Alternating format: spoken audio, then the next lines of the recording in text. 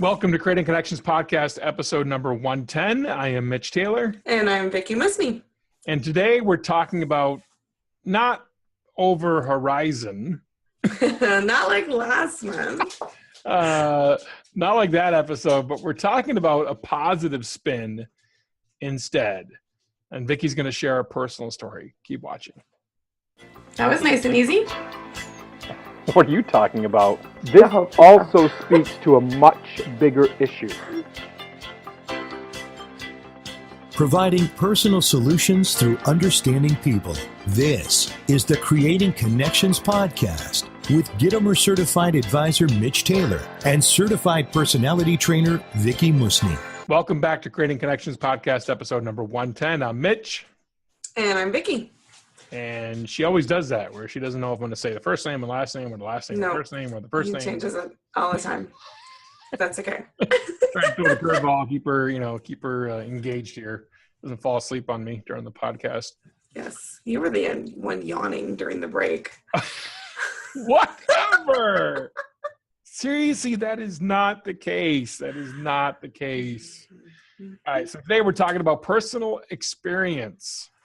Yeah, this is the episode where each month we talk about things that happen to us in real life that provide us some lessons that we can learn. And I felt like since last month we talked about a negative experience and kind of let Mitch rant and vent a bit, that maybe this time we could talk about positive. And good idea. My first reaction was that it was harder to come up with examples of great customer service. Right. But I actually have two that I experienced recently that I want to share. And the first one, actually, they're both tied into Vegas and the trip that we took not that long ago. Good customer service in Vegas? Go figure. Yes. Okay. So the first one I want to talk about was at the Photo Booth Expo. Okay. And you and I spoke together, but you never even made it onto the show floor. No. Because you had to take off right after we were done and get back to family vacation and things like that with your wife and children. Yes. And I got to stay and work the show floor with DJ Trivia for the next 2 days. But one of the days I just went around and just did a little walking, and I saw some really fun props. And I just kind of chatted with the lady, and I had overheard that they were having a special. If you picked 3 bundles, then you got free shipping, and my ears kind of perked up. And I thought, oh, I should buy some of these for my business partner and co-host Mitch. Aww. And she said, you have a photo booth? And I'm like, no, actually I don't, but my business partner does.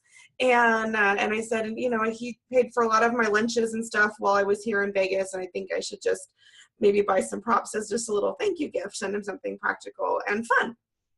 Because that's my personality. I'm a red yellow. We do practical and fun. Yes. But I had all this cash from the show because we had just sold a ton of books at Mobile Bee and at Photo Booth Expo, and I had left it all in my suitcase. And I thought, I'll just pay cash, so I'll come back the next day. And I'm sure at those shows, a lot of people say, "Oh, I'll come back tomorrow," right. and they don't mean it. Yeah, we're waiting for that or they feedback don't bus. recognize. So the next day, when I was walking into the booth, it's on the way to my booth where I was working for DJ Trivia, I stopped at that booth. And the lady looked at me, and first thing she said was, "Oh, you're back." And honestly, yes, she was surprised that I came back, but I was actually impressed that she recognized me. You're easily recognizable. You have red hair. I know, but she talked to 1,000 other people. And it just, that you're little short, thing. You have red hair. You're easily recognizable. That shouldn't be a surprise. This is my story. It made me feel special, because she recognized me and she remembered that we had had a conversation. Because how often do we talk to somebody, maybe at a wedding fair, and there's just all these people coming through, and they become a number, just another person. Absolutely. And, or maybe a face, but not really like a relationship, a potential client, a person that you actually want to talk to and do business with. So that was my first, this is cool. So I picked out the different prop things that I was going to send and ordered them. And even just, having to give them 2 sets of information, my credit card billing information was not matching the shipping. And they were really cool about that because it didn't fit on their form, and we'll make sure we handle it. Fast forward a week and a half, I messaged the email on the receipt because I didn't have any tracking information. I was just curious when it was going to arrive. And he, within 10 minutes, sent me back tracking information. And it was like, wow, that was a really quick response. And then he said, yep, it's scheduled to arrive today. So the whole day went by, and Mitch and I had talked a couple of times, and he didn't say anything about getting like a weird package in the mail or something unusual. And I'm thinking, this is weird. So that night, it was probably 7 o'clock my time. I went onto the tracking. I said, oh, it said it arrived in like Pennsylvania or somewhere.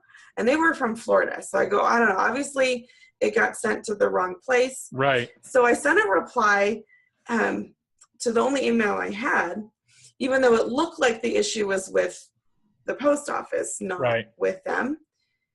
The owner called me. I realized the company is based in Florida. He called me at 10 o'clock at night, personal phone call on my cell phone.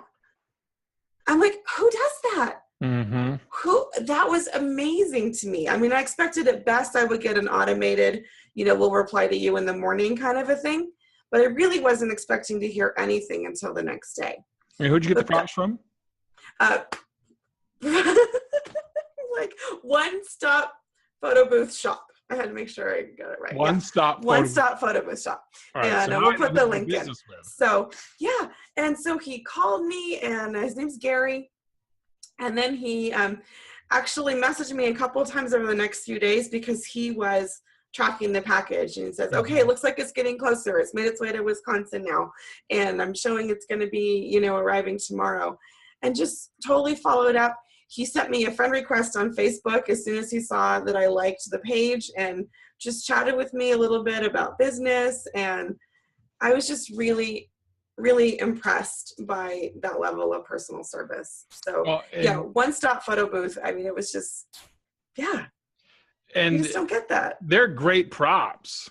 I was like them? impressed Good. with the quality of the props. So I think that's important, is not only does the quality of the product need to be there, but the care and the customer service need to be there too. Yeah, because there were other cool props there. But I zeroed in on those because I thought they looked cool and unique, and they looked really practical because they were the flat kind, so they'd be easy to store and transport. And but then you combine a quality product with that level of customer service. Like, I hope that next time you need props, you go buy them from them because they were just really, really awesome. One Stop Photo Booth Shop. That's definitely who I need to order props from next time. They just showed exemplary. They were just great. And fantastic. Awesome product. So thank you. Now, you said there's another one. Who's the other one? This actually happened the week before the Photo Booth Expo. Okay. The day we were speaking at Mobile Beat. Okay. And you saw part of this because things didn't happen quite how they were supposed to. I had called a friend who lived in Vegas and said, hey, I want to have hair and makeup done before my big seminar on the main stage because I need to feel put together, and that's part of what makes me feel ready to do a presentation on a stage like that, is having someone else do those things that I don't, you just feel better when someone else does them. At least I do as a woman. That's important. Okay. So I get a recommendation for a hair and makeup company that does on location, and have them scheduled to be in my room an hour before. They said it only could take an hour, so I've got call time at 7. They said they're going to be there by 5:55, so it gives me a full hour to have them. And the gal that came to do my hair was right on time, really friendly, started right away. But her coworker, who was supposed to do the makeup, was running late. Okay. And she would check in and text. And again, this is neither one of the owner of the company. They're just two of the contractors that were sent out to take care of me. And so she's the girl who's helping me, and she's blow drying my hair, and she's checking on her text. And she's like, okay, she's running just a few minutes late, but she's almost here.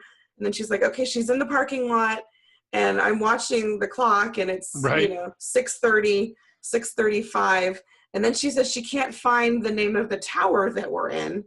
She says, I'm in such and such a tower. I'm like, that doesn't sound familiar.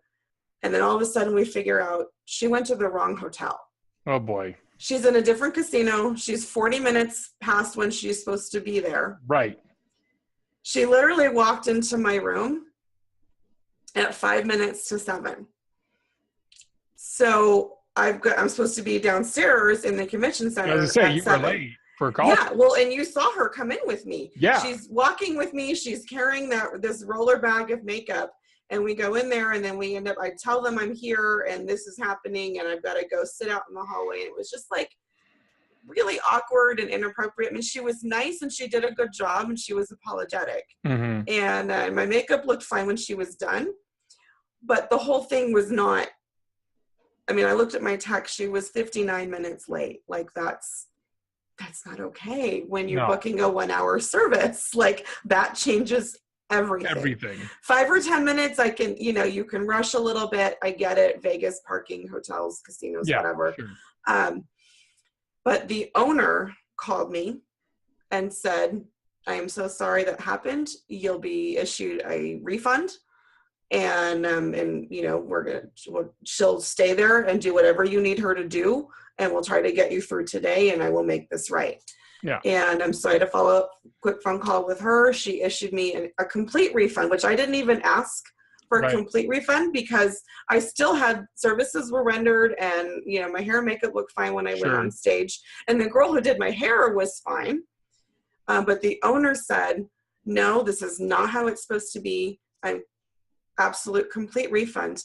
And then I don't even think I told you this, a week later, I got a note in the mail, thank you for doing business with us. And they put a $25 gift card in there. Wow. To Sephora. And so, and I don't know that's when they do for all their clients, or if they did it just because there was a snafu, I'm not sure. But again, just an example of, even when things don't go perfectly, someone that went above and beyond to try to make sure that I was left with a good impression of their company. And, in the events industry, stuff happens. Maybe people that deal with hair and makeup can relate. Yes. Things happen, you go late. There's always something that can happen that can throw you off schedule, something that doesn't go the way it should. But I was really impressed with the owner saying, this is not a good representation. This isn't what I want. And I don't want you leaving with a bad taste in your mouth. Yeah. And maybe she knows that I speak in Vegas a couple times a year. Sure. And there's potential, and, but next time I go, I mean, I might have gone back to my first friend and said, so who else do you know? Yeah, exactly. That didn't really go so well. But you know what? I'm more likely this time to say, hey, let's try this again. And hopefully we won't have that same, whatever was going on. I think the poor girl, she did have a sick kid at home, which as a mom I can relate to. Sure. And, but they made it happen, and they fixed it. Yeah. And I just felt like that's a lesson that I want to internalize. Absolutely. Because I don't want people to do business with me and leave having a bad taste in their mouth. That's important to me. It is important. And I think you always need to go above and beyond when it's your fault, when you've got something has been an issue for you, and you take care of it for the customer and do whatever you can. Absolutely. So what great stories.